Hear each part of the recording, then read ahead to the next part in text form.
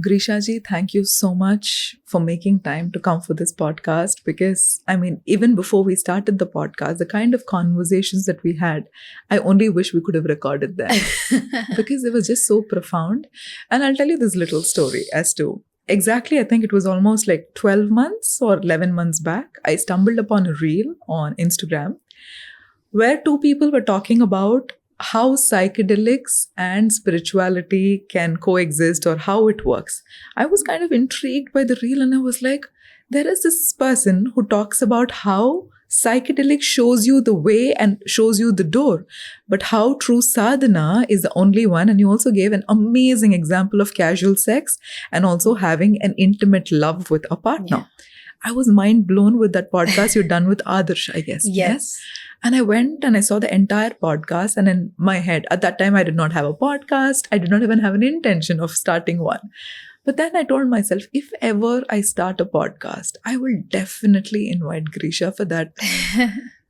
Just for the honesty of where you were coming from. It was not coming from a superficial space. It was coming from a much more deeper space of being in that essence of truth. And that truly moved. Thank you so much for being here. And I'm sure this podcast is going to help a lot of people understand themselves better, understand the truth a little better. And it's going to help me also understand a little bit about why I'm put here. Because most of the questions I've prepared for this podcast are my own questions. And me and my teammate Anusha, we sit down. When we sit down for questions, we choose to come up with questions that kind of open up something inside of you, because I believe that is something that is missing. And when we spoke, the first thing that you said was, let it just be flowy. Let it just be about the truth and simple. Let it not be to spice something up and create controversies. I want to start off with that. What is your take on that?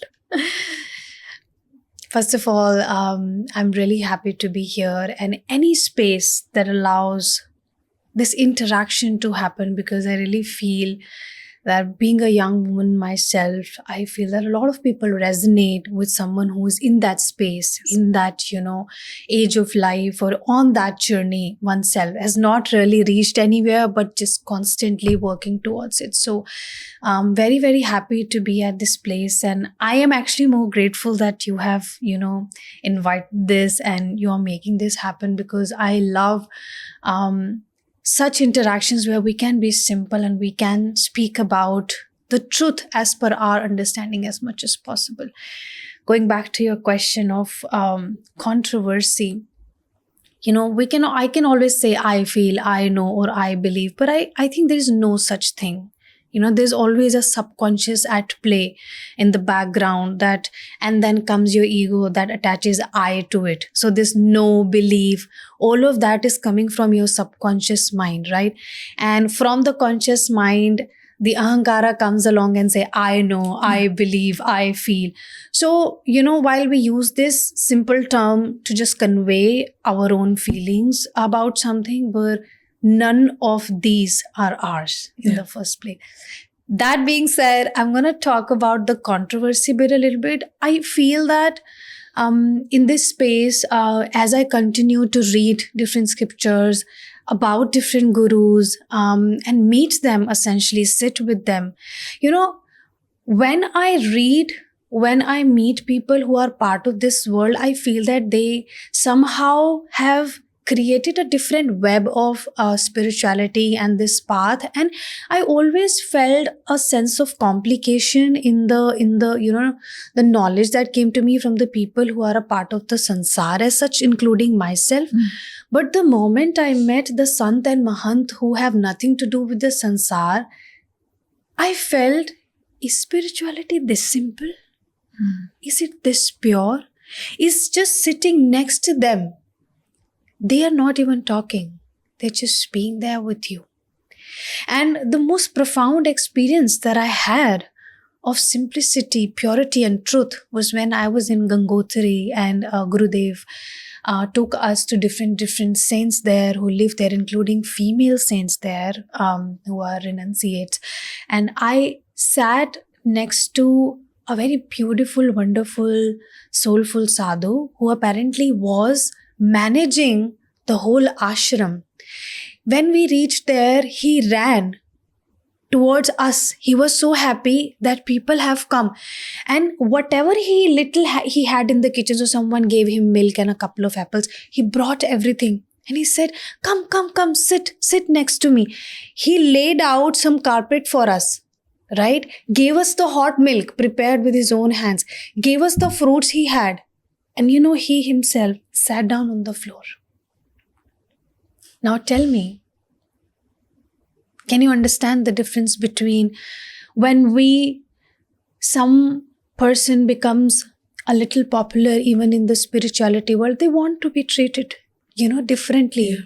What they want to be treated as someone who is the knower, someone who has the knowledge. And meeting them for the first time, my perspective shifted. Literally just looking at them, I could reflect the amount of ahankar I was holding. Because of the number of followers, because of the certain people liking you, disliking you, or looking up to you, I looked at myself and I said, oh my God, Greesha, where have you reached? Look at yourself. Have you ever done this to someone? Have you ever been like this? Then no, you haven't even started on this journey.